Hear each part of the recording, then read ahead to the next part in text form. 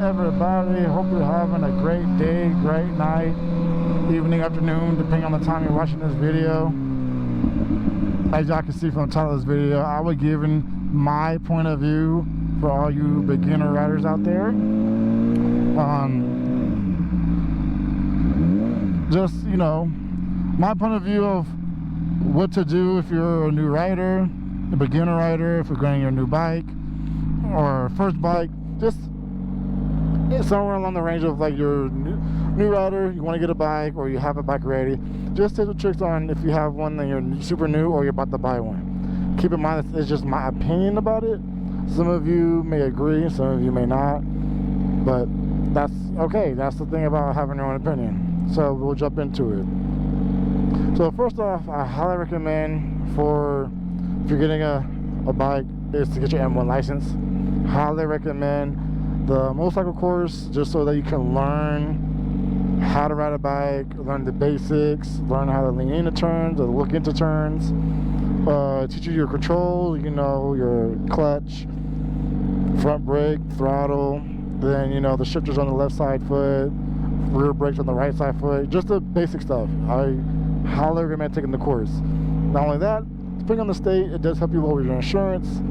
And if you are not aware, some places such as Cycle Gear will give you a 20% off discount after you receive your certificate. It normally lasts for about 30 days. You only have up to 30 days to use it, but you know, some places do offer a discount for getting your motorcycle safety course certificate. Also, the course waives you from taking the hands-on test at the DMV. So it waives you from taking the test, hands-on test at DMV. I don't know if it's hard or not. I have a friend of mine that did take it at the DMV. He passed it completely fine, but he's been riding illegally for a while. So yeah.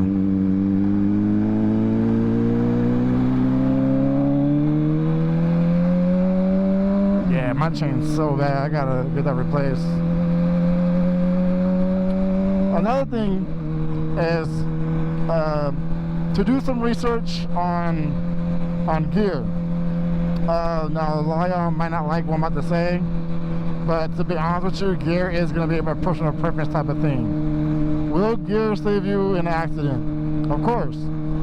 It'll save you from having a broken bone, depending if you get an airbag vest or not, road rash, extensive damage to your bones, especially like the knees, the shoulders, the elbows. It'll really help you in the long run. It will, don't get me wrong, but at the same time, it's going to be personal preference for each individual. Not everybody likes to wear gear. That's just the truth of it.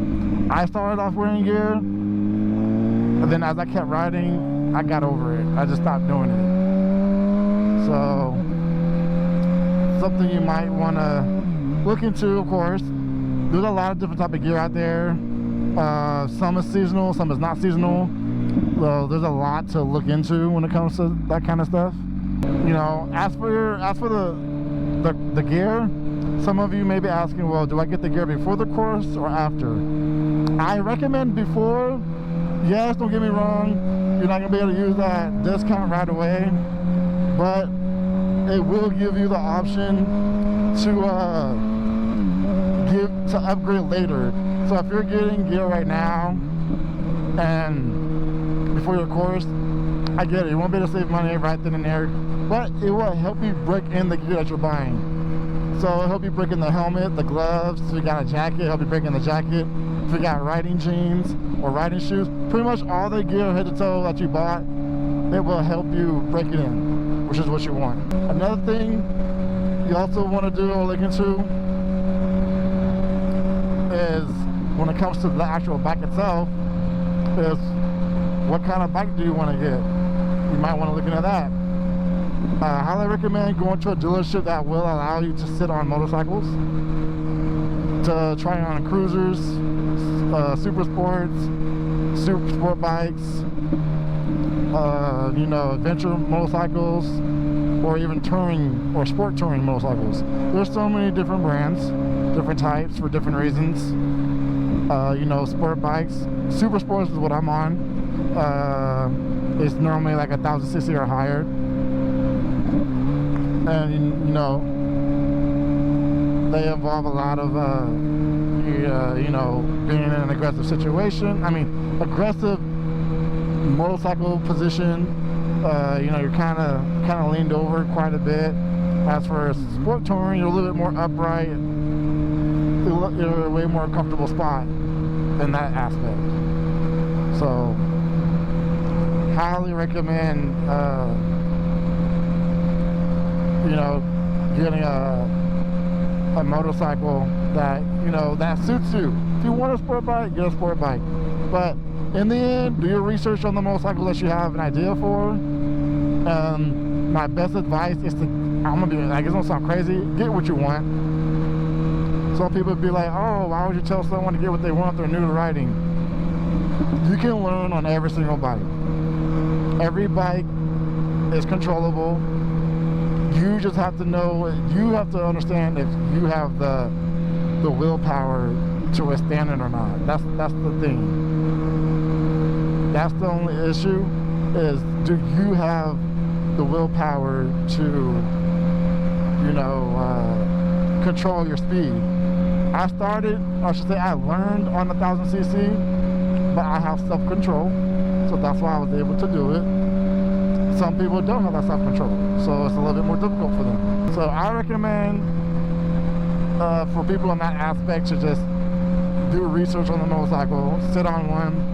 If you have your license, keep an eye out for demo rides that allow you to demo certain motorcycles, because then you can get a hands-on experience with it. Or if you got friends that own the bike that you want to get and they're nice enough to let you ride it, that's another way to learn, or to test ride a motorcycle. So if you can get a chance or opportunity to test ride a motorcycle that you want, I'll say go for it. Next thing on the list of my opinion about it, if you're a new rider, is kind of get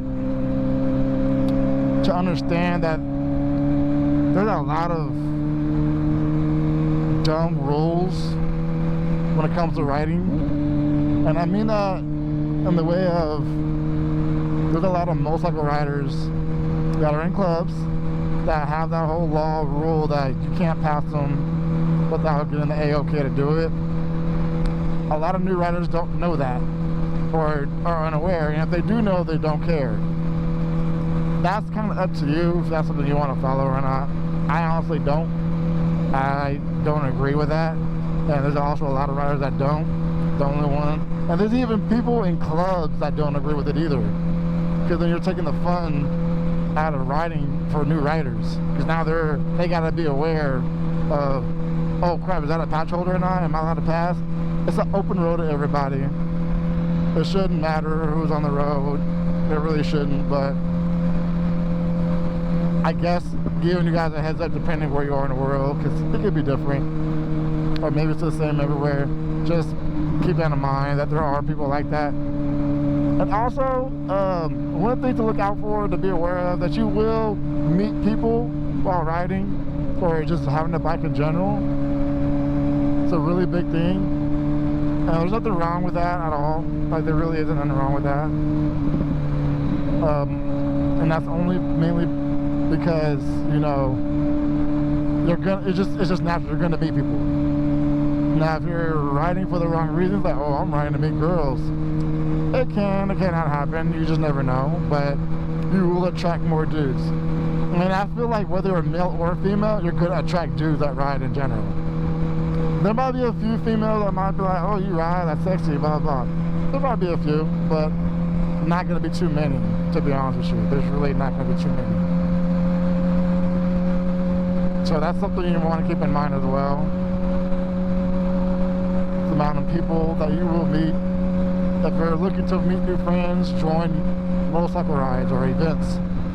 Not clubs, but if you want to join a club, that's on your own risk. But to meet more riders, go to motorcycle events, like rides or bike nights and stuff like that. Those, you will meet all kinds of riders and different kinds of riders. I think the number one thing you need to understand about riding a motorcycle is that you can die even when you're obeying the law. Even if you're going the speed limit, even if you're legally got just even if you're doing the right thing, shit can still happen. That's probably the number one thing you might want to keep in mind, is that anything can happen at any time. Anything can happen. Like, I'm gonna be dead serious. I'm riding right now. A car can come out any second, real fast. But that's why I pace myself at a decent speed so that I know I can slow down. So that is something, you know, to think about and to understand, and honestly to accept. A lot of people don't think that way, but that is something you need to accept, for sure. Just saying. But that's pretty much it, you guys. You know, that's just my little opinion, what I think y'all can do, or what you should do. Not too many people will agree with what I'm saying. I'm pretty sure I missed a few things, so if I did, leave a comment in the video below, and I would definitely respond to you to the quickest of my abilities. But yeah. And you guys, like I said, you can always ask other people too. There's plenty of videos, but I just want to give you guys my point of view. That's all I wanted to do. But other than that, hope you have a great day, great night, and I will catch y'all on the next video. Alright, peace out.